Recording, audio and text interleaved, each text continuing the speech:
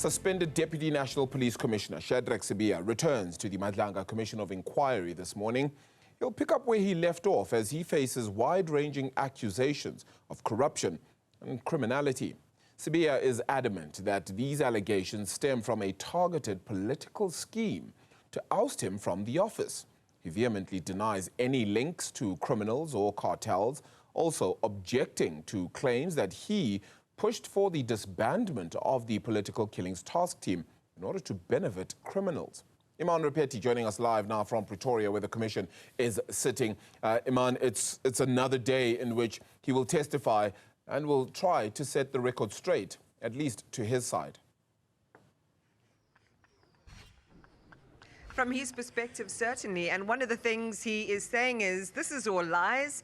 Bring your proof if you have it. He went directly as well to dealing with one of the central allegations against him, and this is around an alleged relationship, a mutually beneficial financial relationship with one of the other key role players in this whole scheme, and this is Vusimusi Kat Madlanga.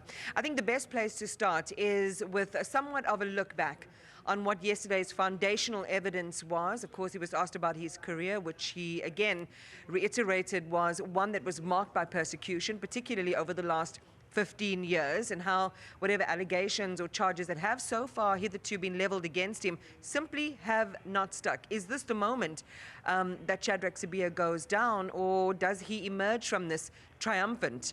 All remains to be seen, of course, in these 4 days of testimony, now 3 days of testimony that still lie ahead of us. Ziyanda, good morning. Expectations are high for a continuation of what more we are going to hear from General Shadrack Sibiya.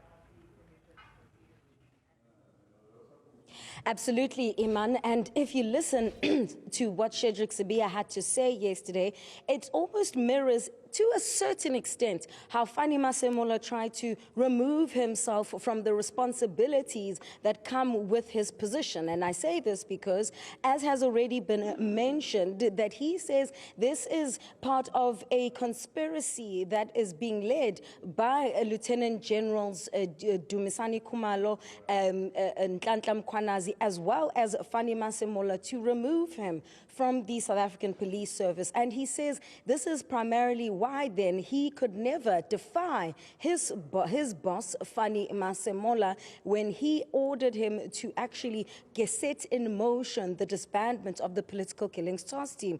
You'll recall that Masemola had also said that it was going to be career suicide if he also defied Senzo Mkhunu's directive. And it's a similar line used by Sibiya insofar as him almost saying that he had to follow his boss's orders and not be seen to be insubordinate to him. And that is why then, when you look at the letters that would have been written, he then signed off on those letters, but not because he was leading the charge to have this PKTT disbanded, but it was his boss's orders, and he's implored the commissioners to look into this. This is what he had to say.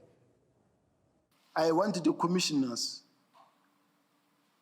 Chair, to look at it and really with circumspect, because I'm saying there's no way that I could. I've never in my life, having worked with the National Commission, defied him or argued with him or differed with him in any way. Whatever that he said as the National Commission, I know his powers. I know that even if I'm the deputy, if tomorrow says you are my deputy and I don't like the way I work with you because you don't listen, it doesn't need the minister or anybody to change me. You can just do it. I suffer the BS of the National Commissioner. So, Iman, it becomes very interesting that Sibiya is speaking about these three top generals, Khumalo, Mkhwanazi, and Masemola, colluding, because if you also listened in to the testimony given by forensic investigator Paul O'Sullivan at the ad hoc committee, he also said that the July 6th presentation that was delivered by Nhlanhla Mkhwanazi, you are able to see who inputted into that presentation, and he too has cited these three generals as having been a part of having drafted that now, famous July 6th briefing by Nhlanhla Mkhwanazi. But on the other hand, Sibiya is also, as a part of this political conspiracy that he says exists, he's also been placed as a part of this Gestapo grouping that is also a cabal that includes himself, Paul O'Sullivan, and the former IPID leader Robert McBride. So we can tell now the different groupings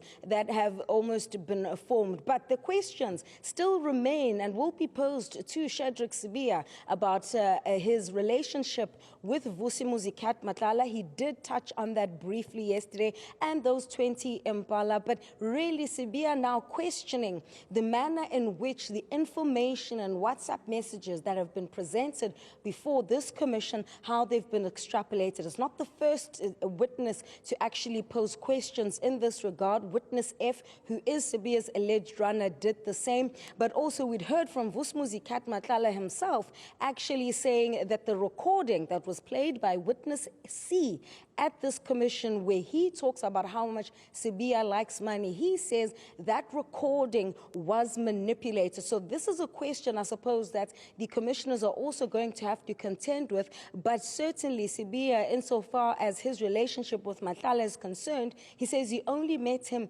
in early 2024 through another service provider. I place on record that I was not a participant in those conversations, as it is evident from the material relied upon.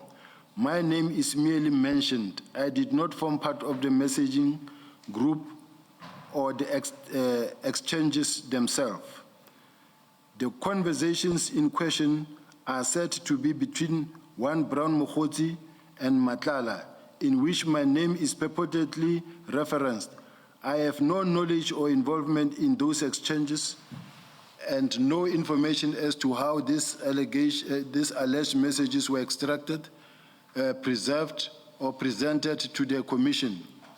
It is entirely unclear how these messages were obtained, what methodology was employed in their extraction, and whether their integrity and authenticity have been preserved.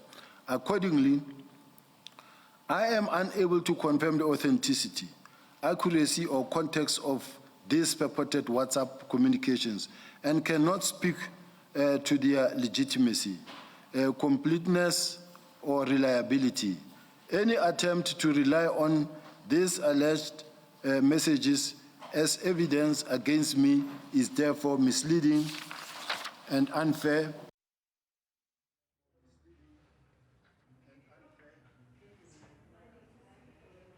And that's where the burden of authentication is going to lie. And it's either going to add weight and meat and muscle to what's already been alleged in terms of Sibiya's activities, his associations, or it may fall flat and go up in a puff of smoke. And it all connects back. Thank you, Ziyanda, for that. We'll check back with you later.